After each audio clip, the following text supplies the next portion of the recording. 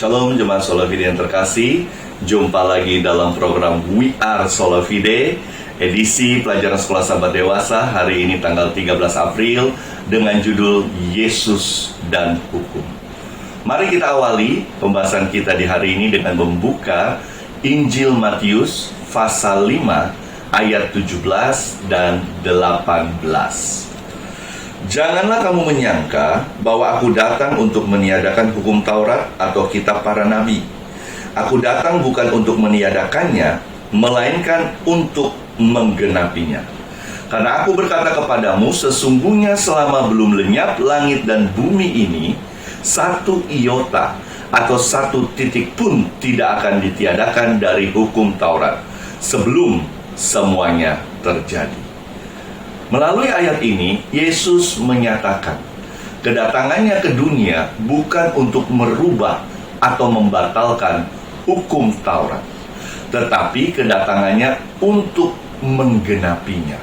Apa artinya? Artinya adalah saat Yesus datang sebagai manusia di dunia ini, dia mempraktekkan, dia menuruti seluruh tuntutan hukum Taurat di dalam kehidupannya. Maka dari itu, saat ahli-ahli Taurat dan orang Farisi bertanya kepadanya, hukum mana yang terutama di hukum Taurat? Yesus menjawab, kita bisa lihat di dalam Injil Matius pasal 22 ayat 37 sampai 40. Yesus menjawab bahwa kasih Tuhan Allahmu sebagai hukum utama dan pertama, kasihi sesama manusia sebagai hukum yang kedua, dan kedua hukum ini bergantung seluruhnya pada hukum Taurat dan kitab para nabi. Jangan lupa, kata-kata hukum Taurat dan kitab para nabi merujuk pada Alkitab pada zaman Yesus. Karena di zaman Yesus baru ada perjanjian lama. Saat itu belum ada perjanjian baru.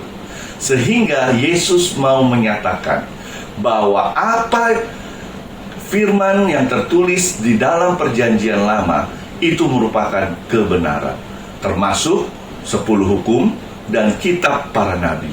Yesus tidak pernah meremehkan perjanjian lama. Bahkan Yesus meninggikan perjanjian lama di dalam ajaran dan pelayanannya. Saudara-saudara sekalian, Yesus dikenal sebagai guru terbesar sepanjang zaman. Mengapa? Karena Yesus mempraktekkan apa yang dia ajarkan. Berbeda dengan orang Farisi, berbeda dengan ahli-ahli Taurat yang tidak mempraktekkan apa yang mereka ajarkan. Maka dari itu, kita boleh buka di dalam Matius 22 ayat 29.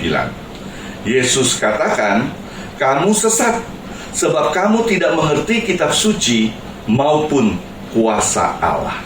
Dari sini kita bisa melihat, di setiap pelayanannya, Yesus selalu merekomendasikan Alkitab, dalam hal itu masih perjanjian lama, menjadi wewenang ilahi di dalam kehidupan manusia.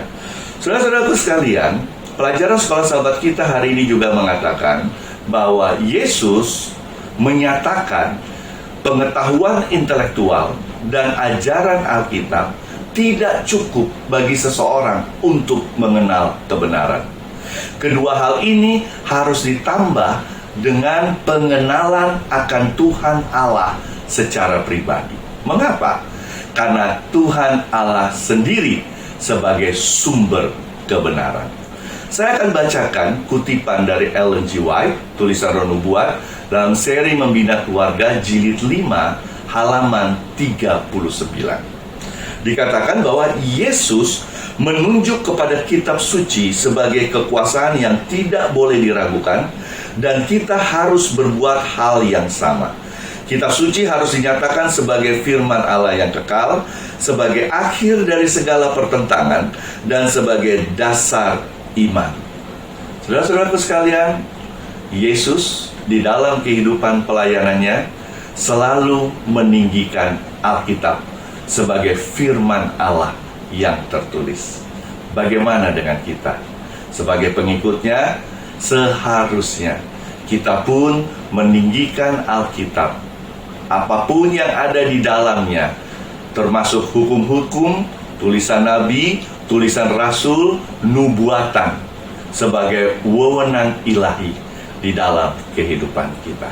Saudara-saudaraku sekalian, tetap menjaga kesehatan, luangkan waktu bersama keluarga, meluangkan waktu bersama Tuhan di rumah. Kenapa? Karena we are sola fide. Tuhan Yesus memberkati kita.